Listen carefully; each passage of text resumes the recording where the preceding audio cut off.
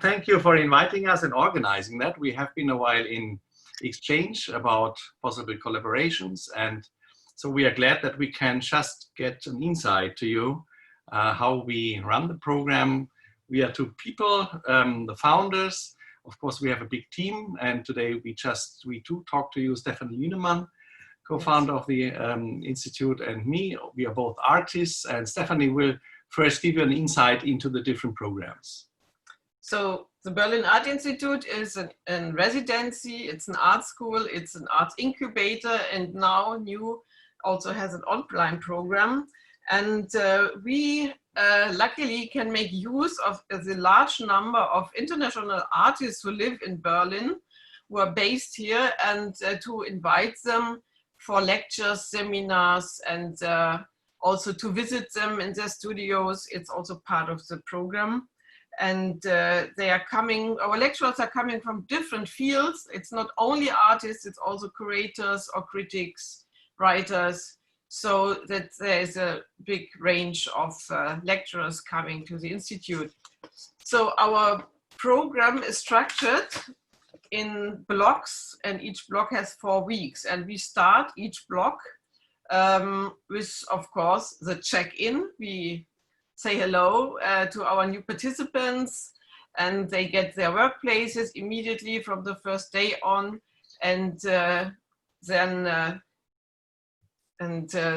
we start already in the first week doing a discourse with the new participants and together with the others, that everybody knows directly who is in the program, what are they doing, that they immediately can start to interact and share what they do and talk about. There's also, in this 4-week structure, we also have a basic course. It can be about drawing or painting. It's about about the practice. It can be material based. So this is also alternating different and differs from block to block. Each block has a seminar, which is running for 3 days. So a lecturer is coming and introducing their own work practice. And after the discussion, the lecturer will go to the studios and have an exchange with our participants about their work and practice to get into a dialogue, and that they can get feedback. Each block has 2 visits. So like I mentioned, we go to maybe studios, artist studios, or we visit project spaces, galleries, exhibitions. So, and it's always a mediated visit, because we want that our participants get a connection and an insight how this space is running, what is the concept, who is running the space, and that they can have an idea about what is going on behind the scenes, and that they can also easily connect. Part of our venue, we have besides our studios, we have a reading lounge where we provide books and catalogs from our guest lecturers, and we have a seminar space where we meet for our lectures and seminars. Then the workplaces, we have shared studios. It's always about 3 to 5 people in one studio, large studios with large windows, very nice lighting conditions. I mentioned already the block structure. Every 4 weeks, a new block starts. Because of this 4-week structure, 1 year consists of 13 blocks. There is no break, there is no holiday, there is no break. You're running the whole year, and every 4 weeks a new block starts, and it means every 4 weeks new participants also start their participation, and they decide how long they stay. The minimum stay is 4 weeks, but of course they can stay as long as they need or like to stay, and they can also make a break. They can come for 3 blocks maybe, then leave, come later in the year back for another block or several blocks. We had participants, they entered 4 times already. So it's a modular system, and it allows freedom to attend. And also our target group, it's young people, maybe who want to study, who want to prepare themselves, maybe still searching what is the right way for me, what is the right path, and we have also students. Maybe they make a summer break, or they make a gap year and they come to Berlin, or we have postgraduates, they come after they studied. We have also professional artists who want to connect in Berlin to get new ideas and feedback. You know, it's always good to get in contact with new artists and also to reflect on their own practice. And we have also people coming from different fields. Maybe they have studied something else, or they had already a career in another field and they switch into art and want to professionalize themselves. And we also have autodidacts, yeah. And meanwhile, we have participants from nearly 60 nationalities. So this is an overview. And you see, and we have a wide range of people coming from all these countries, and that's why it's great to have them together and to have this cultural interaction and exchange.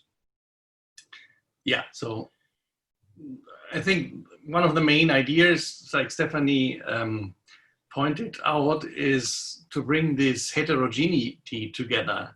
Heterogeneity in terms of, for example, the group, socialization, backgrounds. People come really from very different contexts, countries. Also in terms of age, where you are in your career, starting with, let's say, very young people, ending with, let's say, people with a career already, but all have perhaps a reason to join the program. And we always put them together. We don't divide them into different sections, because we think there is no stupid question. Of course, it needs a moderation to put these things together. Same with the time slots Stephanie was showing to you. You can decide by yourself. It's a modular system, so that's not a semester system or trimester system. It's a modular system. You can put together how many blocks you want to add, and you even can re-enter if you want. So just to have this idea in back, that this is hinting to heterogeneity. So we also sometimes did art in public space projects, for example, going outside the institute. People are not fixed to their workspace in the studio, of course. We have people who make urban research.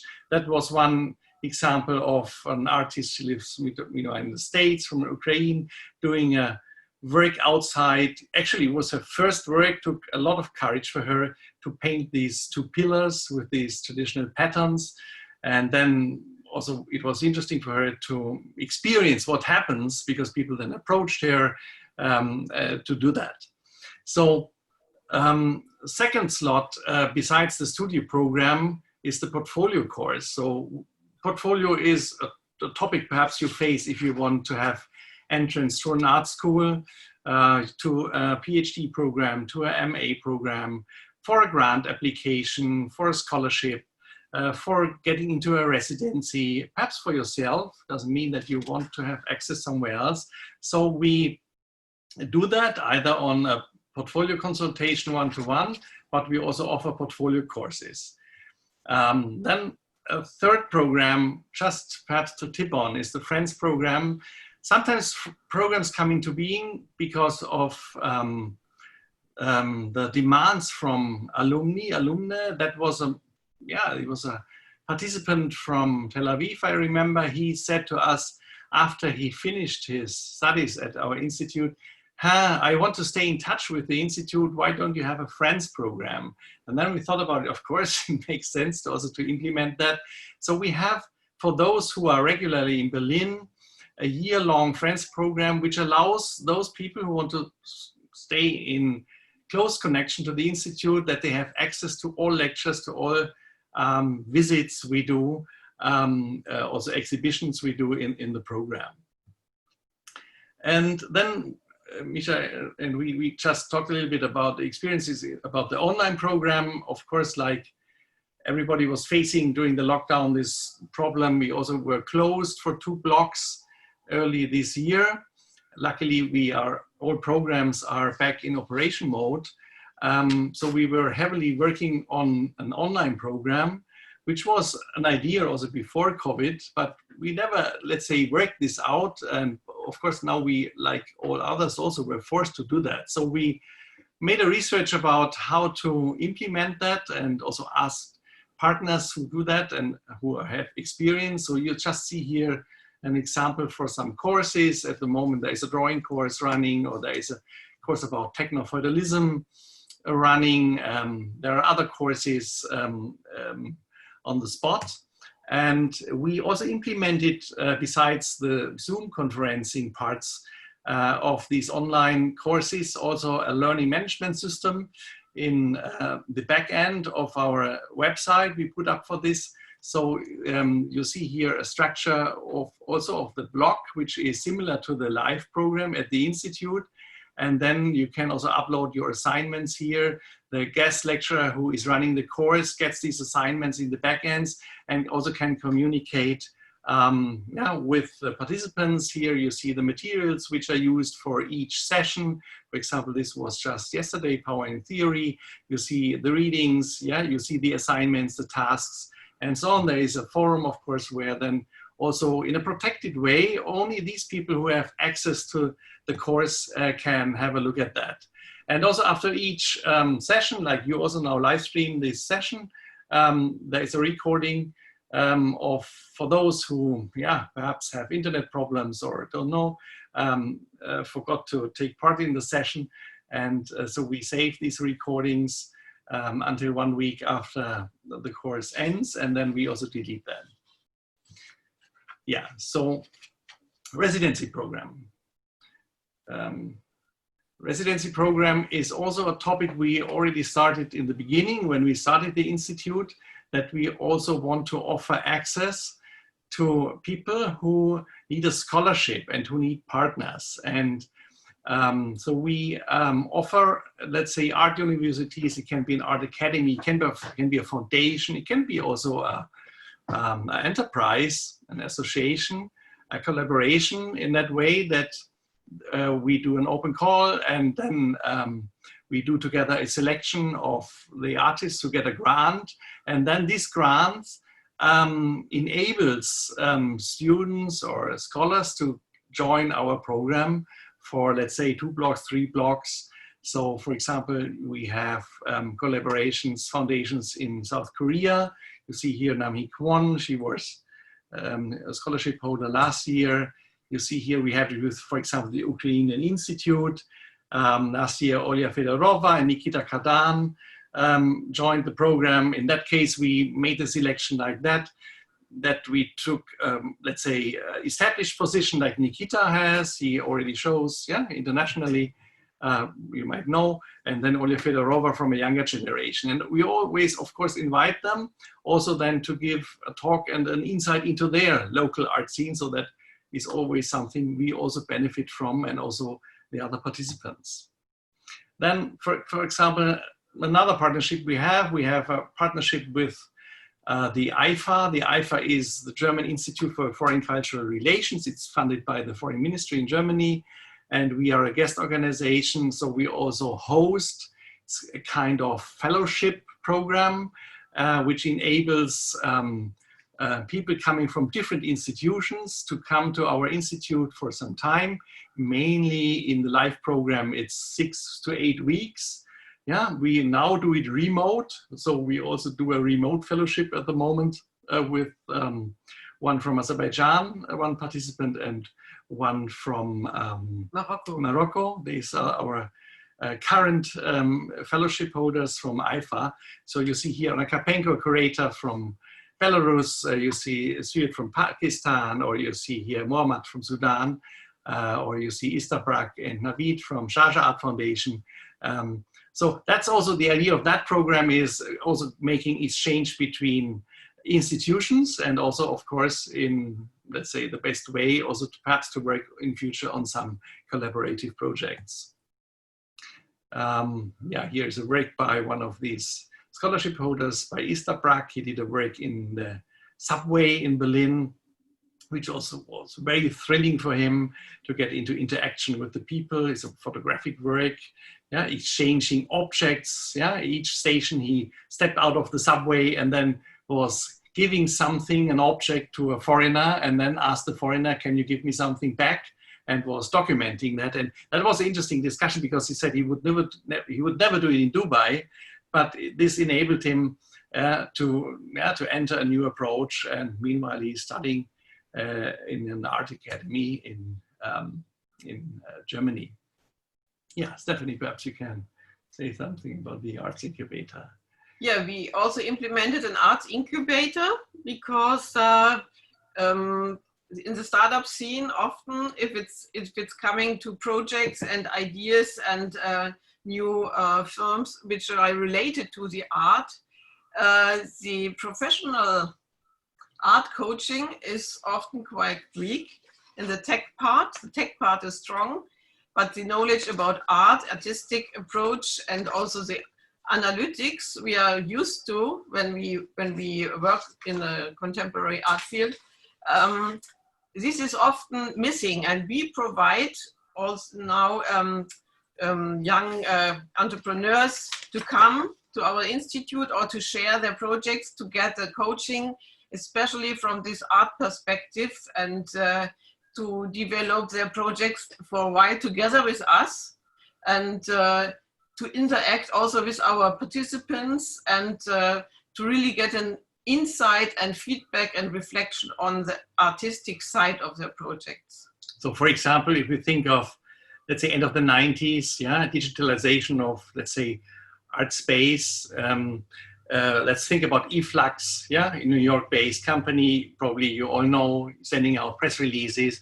It's an artistic project, by Anthony Dockler and some other founders in the beginning. If you think now perhaps more about the Shazam for the arts, about Larry's List, if you think about VR, AI, Daniel Birnbaum left Stockholm being the director of the museum, joined Acute Art in London. So there are a lot of also recent examples what's going on, and that's super interesting also for us. So people approached us and said, hey, can I also check my ideas with your group, with your team, with your people running and also staying and let's say learning in the institute. And then we thought, that might be an interesting thing we can also add onto the landscape of, let's say, the incubators scene. Yeah, and also each year we have a spring academy. This is an exception from the other program, because this is only running for 1 week, and it's always connected to the Berlin Gallery Weekend. Of course, this year everything was different because of COVID, and the Gallery Weekend happened now just a few days ago. So, and that's why, because of COVID, also this year our Spring Academy happened the first time online. But the Spring Academy always has a topic. For example, the one about the contemporary drawing in 2016, and then 2017, art in public space, street art, urban art. 2018, we had about art and architecture. And we always invite then, especially for this topic, lecturers giving a lecture one day after the other, another one, to really have a dense and concentrated week on one topic. And art and curating was this year, which was online. And this was also the start, the launch of our online program, actually. Yeah, so we were forced to do that online. Of course, this is normally also physically happening. It's an intensive week, very intense week, because every day there is a lecture, there is a workshop. And then we dive into the weekend, normally in the gallery weekend, so that we postponed and put that in the online format. And that was, like Stephanie said, the launch of our online program. Then on the other hand, of course, there is always this question, can I make an exhibition? We don't do exhibitions at every block end, because that would be perhaps not make sense. Sometimes people come to the institute to get rid of something, to stop something. Sometimes people need time to work something out. Sometimes people are ready for doing that. So we also have a project space. And when we see, okay, there is a project which is ready now to be exhibited, then we offer these participants a show. And then we also, let's say, we make this making of the show part of the program.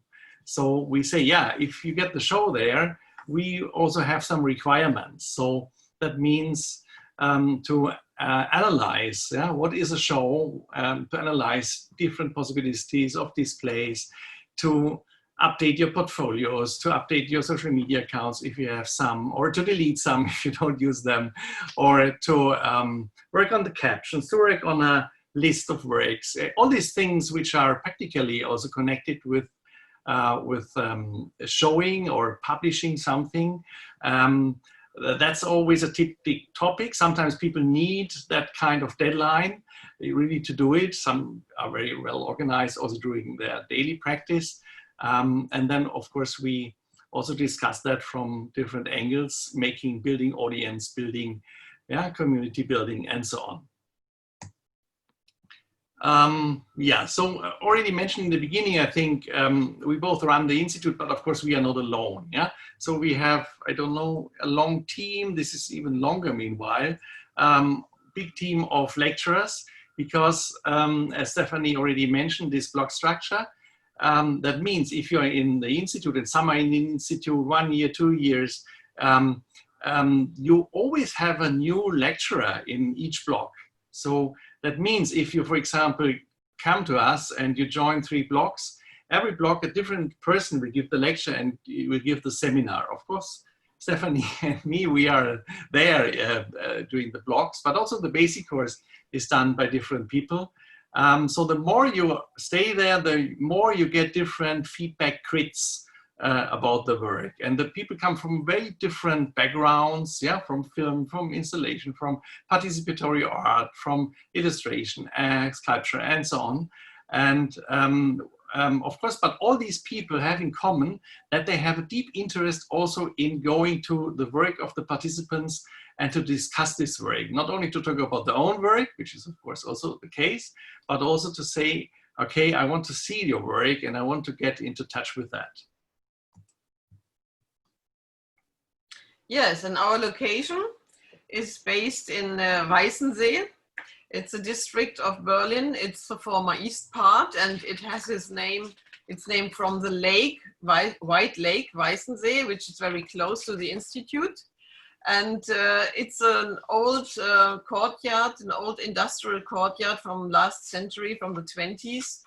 And there are a lot of studios at this site, and also workshops, about wood workshops, metal workshops, glass workshops, and people working with multimedia and with gold, and so a lot of different kind of workshops, which is very interesting and also helpful. Yeah, if you need maybe somebody who advice from a professional, you can go there and talk to these people and get help. And we are very well connected also to Alexanderplatz and to Mitte with a tram system. It's quite close. It's through Alexanderplatz. It's maybe only between 25 minutes by tram. And maybe to show some examples. So, for example, how does this look like? There's always this problem if you talk about programs, how transparent are you in visibility of, or approachable in terms of what you're doing? So for example, on our website, if you go to journal, you will find every lecture, every seminar, every visit we ever did is published. We do that, it's really time consuming to do that, but we do that people can research and say, okay, what is happening? Yeah, what was happening last week there? Where did they go? Yeah, who was giving the lecture? And because a lot of people make their decision through that, they look at that and then they say, that might be an interesting spot. Some fly in, but it's also, of course, costs a lot of money, perhaps, if you fly in from Australia to check the space out. And not of course, most cannot afford that. So that's one of the reasons that we have a very big database, meanwhile, with a lot of photos. So for example, Ahmed Ugüt is an artist with a Kurdish background. He is part of our lecturer team. He did a seminar last year. It was called Tools for a Collaborative Lecture. So like normal, also in his case, he was starting with an introduction into a part of his work. And then he during the seminar, he was encouraging and also coaching the participants to do by themselves small lectures. Yeah, it was about collaborating, about teaming up in groups, and then also to perform the lecture. So that was a very experimental format. Yeah, what a lecture can be. Of course, you can perform a lecture, yeah, and it can be a mixture of different media. Yeah, so you see here just examples of that. Or this was a lecture by Xu Menrei. Xu Menrei is a curator, an art critic based in Taipei. He was giving a lecture on the politics of mobility, on borders. It was a very personal lecture about his experience as an international curator, yeah, facing always this border problem, also this problem with his passport from Taiwan. What does that mean in context of a so-called global art world? Yeah, also with these problems of access. And so we also put in some examples of works. So this is, for example, Dara Kakpur. He currently lives in London. He's originally from Iran. He did a coding installation. So he coded, and then he worked out a multimedia installation, which then was shown in one of our shows. This is also a mixture multimedia installation with this painted scooter piece here. Yeah, you see here, and then there was a projection and an animation he worked out by Vijay Srinivasan, yeah, based in India. And there you see some ideas we have. Let's say we just put as a mood board here on. Yeah, so that might be perhaps an idea about this context we are working. Of course, there are more programs perhaps we will implement in the future, but mainly we also try to go very deep with these programs. And it's not only coming from us, it's mainly also in the program about the commitment of the people who are in the program. You can have the best concept, I don't know what, but you need, of course, people who are sitting with you or standing, working with you, and to discuss, and also to have the confidence to put something on the table. So that's perhaps also one of the pedagogical approaches we take to find out what's next. So that is mainly perhaps in a dense way what we prepared to show. Of course, we can go deeper into some aspects, and we would like, perhaps you would have some questions to get more. I think it would be helpful if you maybe show around your website, so our participant would be able to navigate and see where things are if they're going to be looking through it. Okay.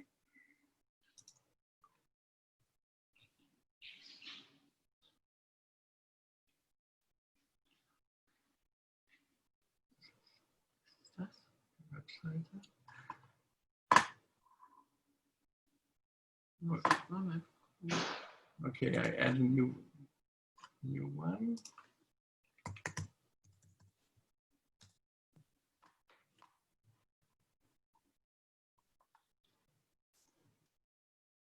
And just to make it clear, all your courses run in English, right? Yes, all is in English. Most people are don't speak German, so that's also one of the USP of the program. Yeah, that's really completely in English. Yeah, and also the lectures are international. Yeah, you might have seen that. So where is here it is? Okay. So you see the website now? Yeah. Yeah. So if you go, for example, to journal, what I mentioned, you see here, let's say the visits, you see the seminars, yeah, you see the lectures. Yeah. So if you go in, for example, to the last visit we did, this was a project space, which is always a big topic in the program, self-organized, independent artist space. In Berlin, often people call it project space. So this is the humus where a lot of people organize themselves without having been a representation by a gallery. Yeah? Because there's always this question, how to get your first steps in visibility, where can you find some people with you. So people team up often and say, okay, there is a space, or let's found a space by ourselves, invite ourselves, invite some friends, making collaborations. And we do these visits not only because that might be an interesting show, we also do these visits because then it's always a mediated visit. So it's easy then for you to come back again, because you can say, yeah, I came with the BAI group, and you can have a talk again with the curator. Or you can also study how is this person, for example, in that case, it's a very strange space. You see, it looks like a prison. It was a zoo for 2 bears, yeah? And it's a highly political space. A lot of discussions going around to how to convert that. At the moment, it's an exhibition space, and it's a district-run gallery. Yeah, so it's not a commercial gallery. It's a district-run gallery with a very ambitious curatorial team. They change the team every 2 years. And at the moment, Hauke Ziesler, he's part of that. So that's one of the curators. So he was giving us an introduction, yeah, into his own socialization with that space. How does this come that he is part of that team running the space? What are the ideas behind it? And how do they do invitations? And then the people can, of course, listen to that and also ask questions. This is also one of the main parts, really, not to think, oh, I shouldn't ask this question. Of course, we always encourage people to ask the question. Yeah, what are the criteria, for example? Yeah, or do they only invite people they know, or I don't know what? Yeah, any question you have, and then you also get, of course, always an introduction into the show. So that can also be a very privileged gallery, for example, Konrad Fischer Gallery. Yeah, so this is just the opposite, perhaps. Konrad Fischer, yeah, who is famous story, yeah, with a lot of US artists. So they recently moved to a new space, and then these are the 2 directors of the gallery. They gave us an insight into their small biography. Yeah, how does this come? See our ex-student on the image as well. Yes, you see Lena. Yes, and then of course it's also about the space. So it's also about why this space now. It's also about how to deal with this, with this heritage. Then we also met the owner of the gallery. The owner, for example, of Konrad Fischer, is an artist. Yeah, so that was also an interesting talk with her. This is Berta Fischer. So she's an active artist, but she owns the gallery and hired, let's say, a professional team to run it. And that was also a very interesting discussion. How is this going? Yeah, what are the questions? Yeah, if you're coming out of that kind of family, are you continuing the gallery work of your parents? Are you stopping the gallery? What is your self-definition and self-understanding?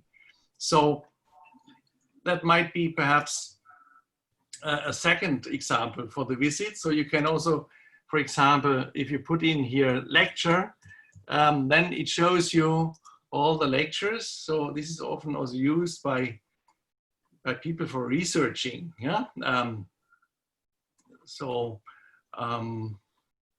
Emma is part of the Biennale. Yeah, perhaps Emma, Walter Hose, so she's also part of this year's biennial in Berlin, which just started last week. There is always a text. So when we invite lecturers, we always say, okay, we need a text from you.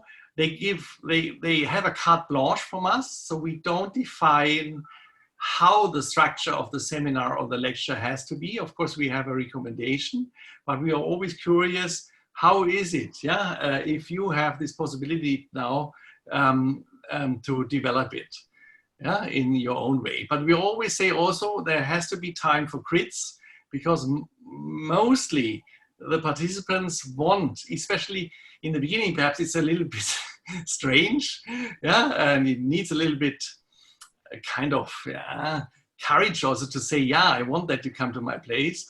But once you have done that, and once you are more used to that, the more you can also benefit from that you have this chance. Mostly we do it as group talks.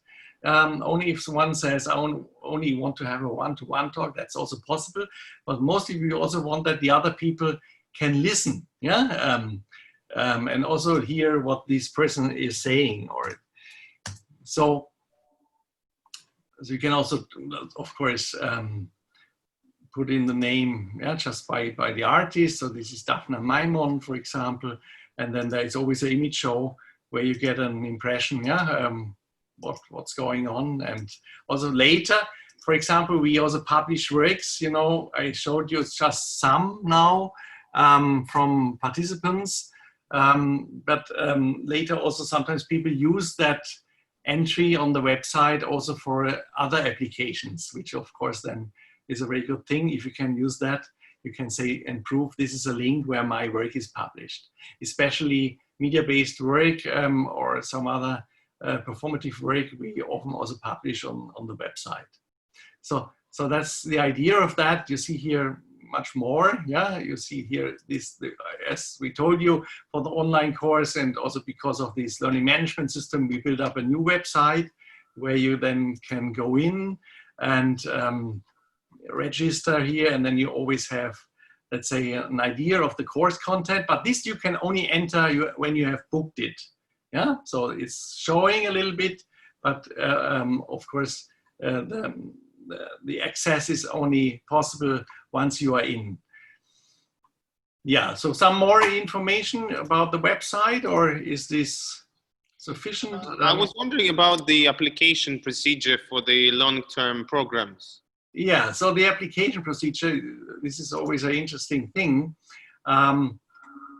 So for example, how to apply, we want three things.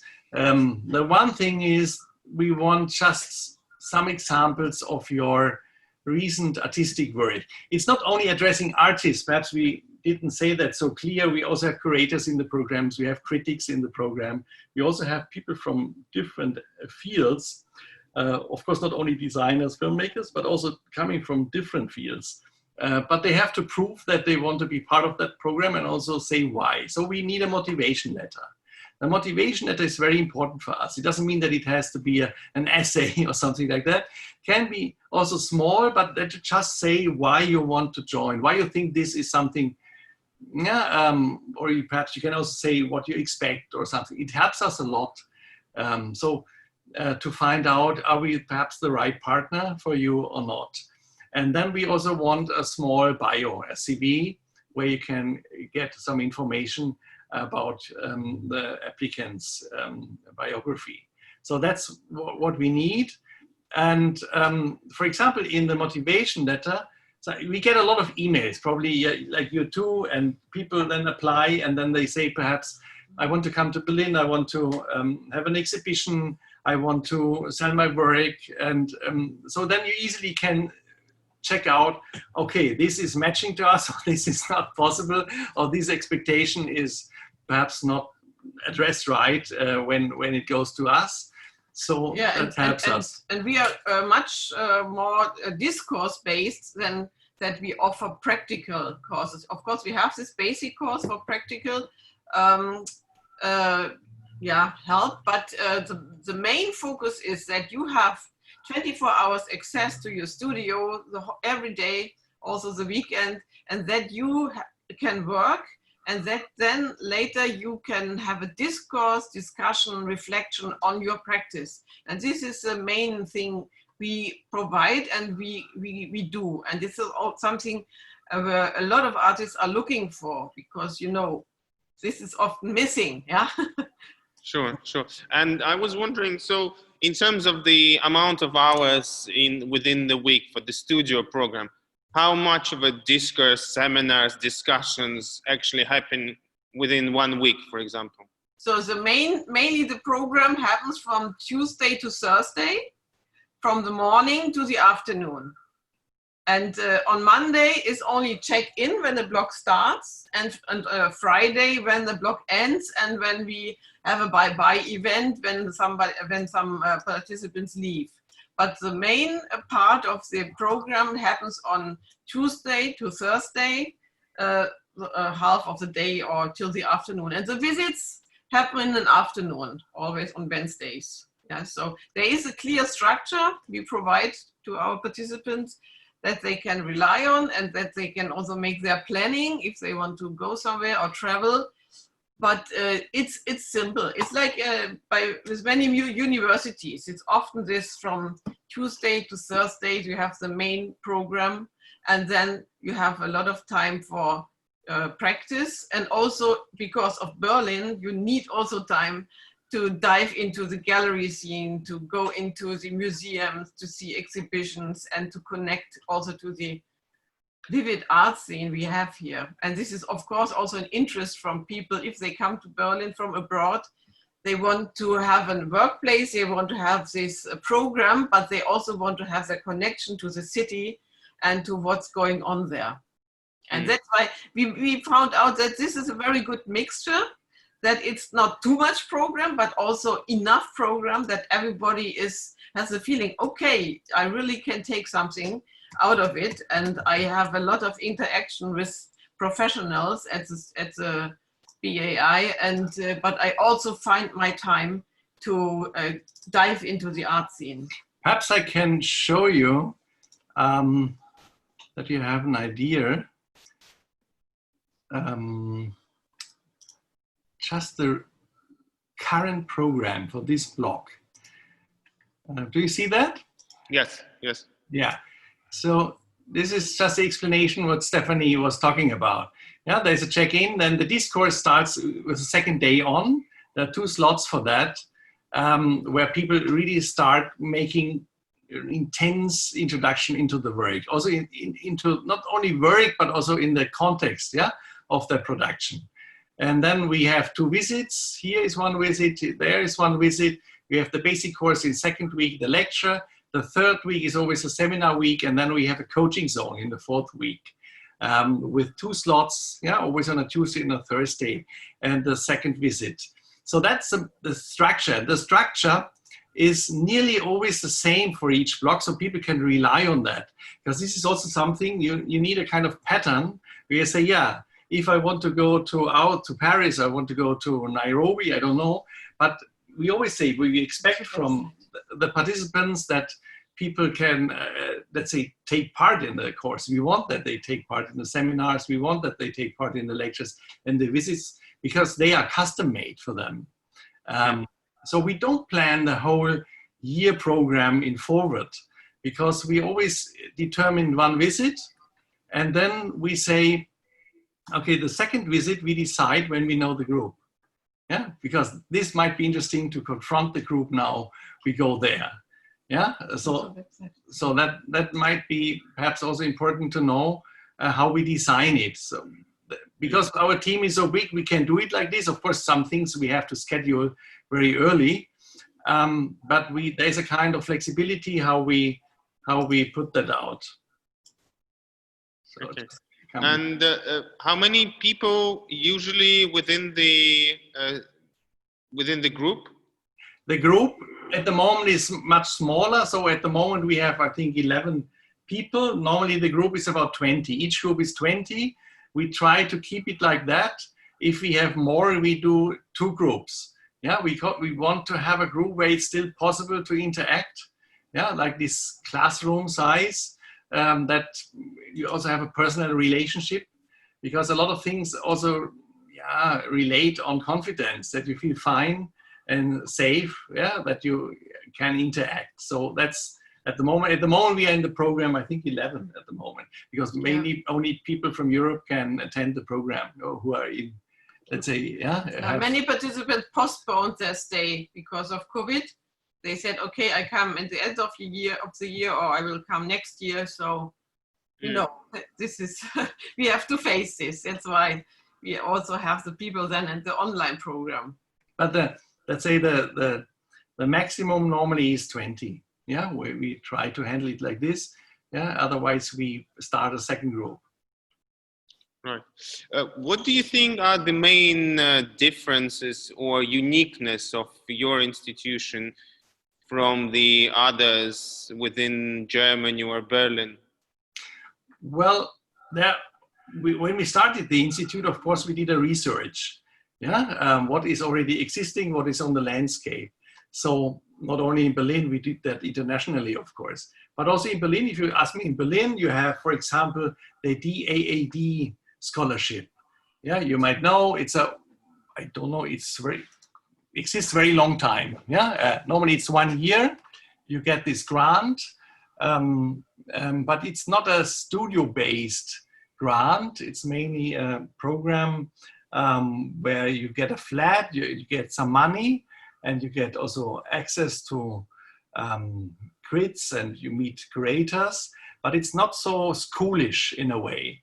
So our, let's say, this hybrid thing Stephanie explained in the beginning, this is also makes it super special. So we are a school on the one thing, we take elements of a school. The DAD grant, also the other, in Britannien, for example, the residency program is not running a school in that way, but we take elements of a school and we bring together them with residency tools and together with incubator tools, which speeds it up.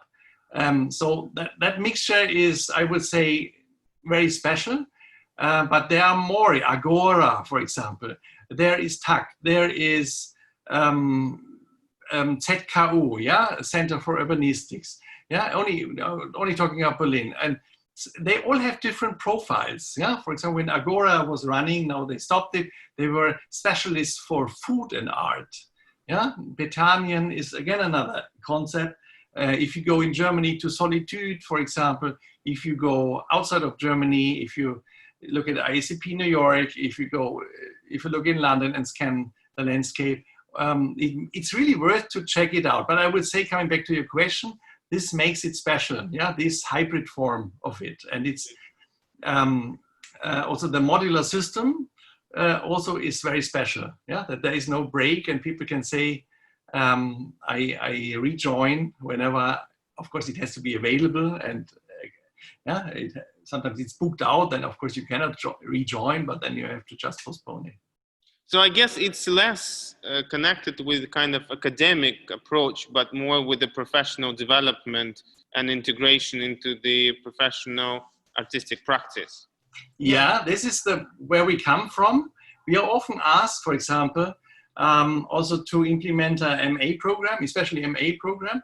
Perhaps we will do that, also to put that in. But mainly we come from that other side, more from the tradition of an artist-run school.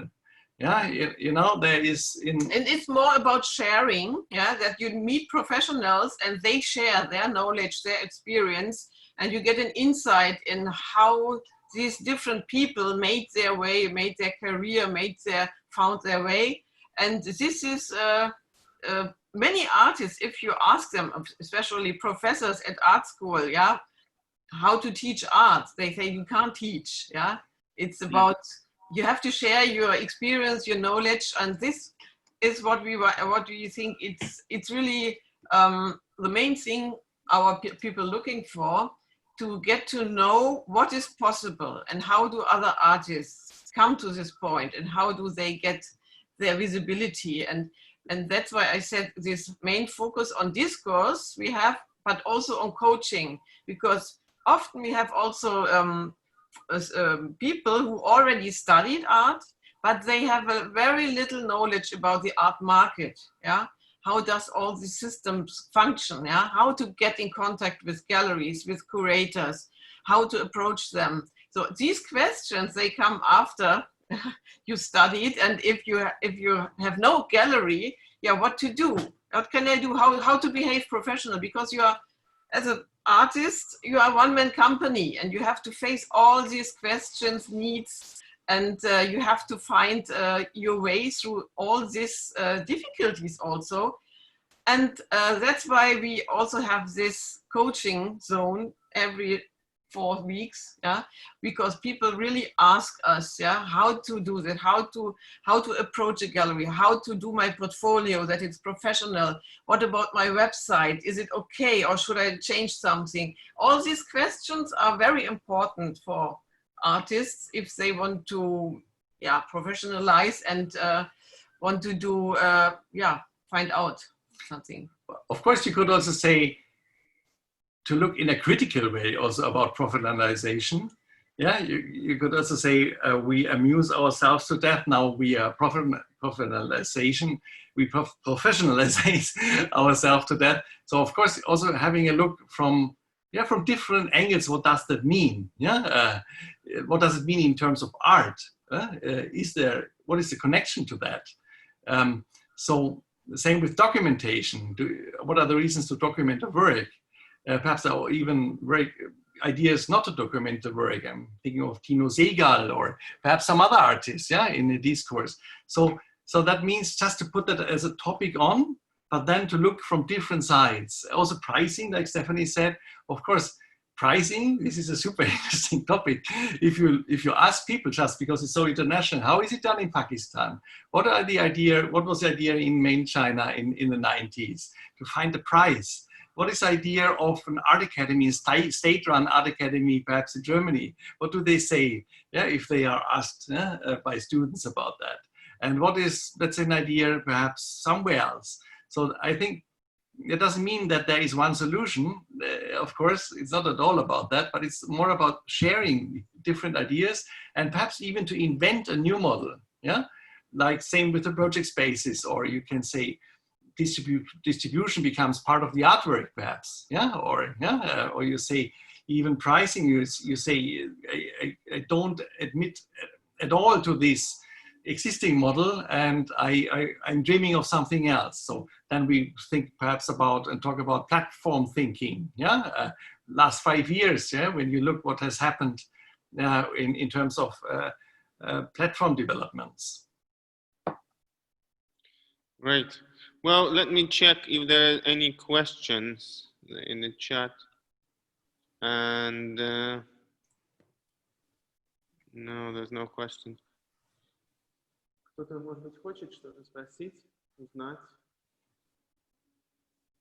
Well, I'm gonna give a few moments to participants if they want to in the chat to write something, some questions. But I think we pretty much covered all areas, and I really want to thank you for this insight. And I just want to say that we all hope that the borders will reopen very soon, and we would be able to travel to Berlin and hopefully meet you in Rio. And I very much hope that there are going to be interested people in actually joining your programs, because from our graduates, Elena, we only had a very positive feedback about the time that she's been with you, because she's been for the second year now running. Yes. Yeah, so she's end of the first year, I think, at the moment. Yeah, and yeah, Lena, great that she joined the program. And actually, she just did a performance last week during the gallery weekend. She did a public intervention. You can see that on her Instagram account. Yeah, she already published some works, and she also works on, besides her own artistic production, she also works on a curatorial project. She founded a digital project space. It's called 2 Chairs. Yeah, there's even already a website on. And all these things, of course, we discuss in the program. Yeah, so it doesn't mean that you're not only working artistically. In her case, out of her self-understanding, there's a second production which is hinting out to curatorial practice, and she also trains herself by joining other courses about curatorial training. Yeah. So yeah, she has a very busy schedule, you know. She's very good organized to handle family, yeah, moving from Moscow to Berlin. You know, this means also a lot of effort. Yeah, you have to go through, registration, visa things, all these things. But her will is very strong, actually, also to connect herself with the local art scene. And there, of course, we can also be helpful from our background, because we have different backgrounds. Also, what we did before, Stephanie was a professor for painting in an art academy, and then I was also teaching in schools. I We ran a project space by ourselves for 10 years. I have a background also in running an art fair, yeah, for focusing on emerging art for 10 years, and so on. So we benefit from these things, and we also benefit, like you see here on the list, on this incredible beauty of artistic production in Berlin. Yeah, because we don't have a problem with inviting people, because so many people, even if it's getting more difficult, to join our lecturer team if we think this person is interesting, because they are based and working at least partly in Berlin. Yeah, so this is also something which is the strength of the program, that we have access and we can invite, let's say, Frederick Furret, who does the next seminar. Yeah, he lives in Vienna, he lives in Beijing and in Berlin. And then all these people you see here, they have a base in Berlin. Yeah, so, and that's of course helping us a lot. Sure. There was a question about the fees. So is there some kind of grants or options for free studies, or it's only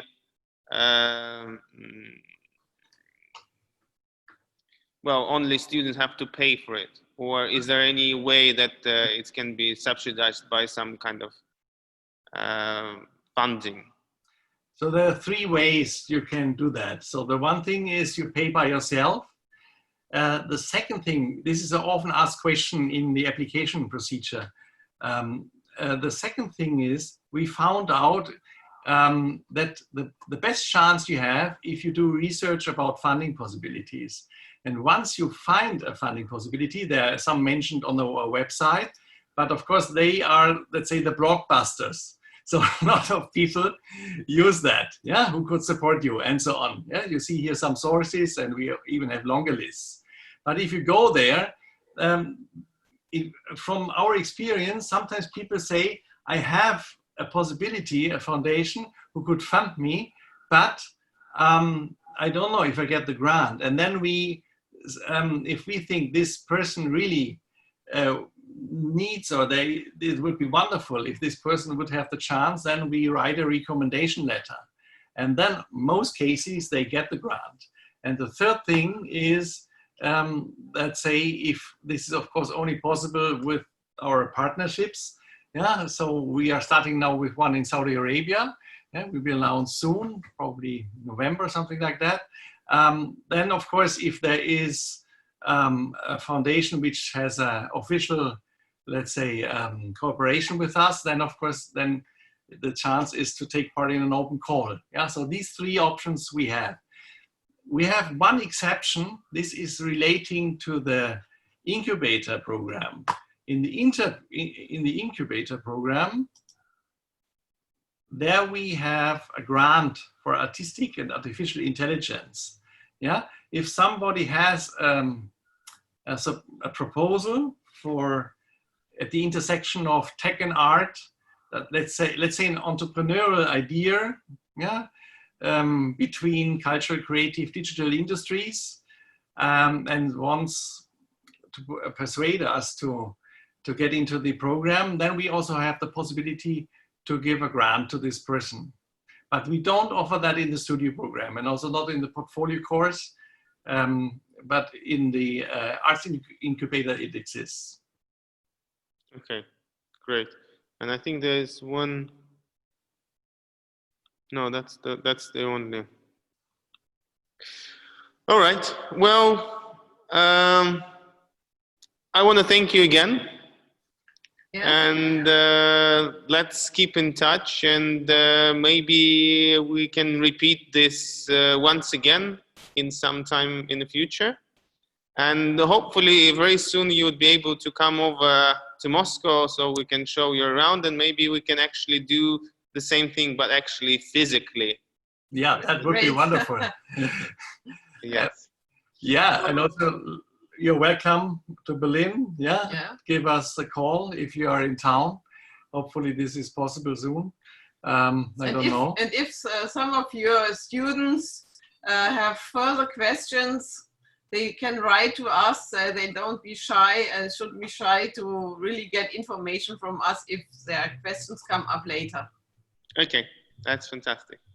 Thank you again, and I'll speak to you soon. Have a good evening. Yes, Thank you too. you. Goodbye. Bye-bye. Ciao.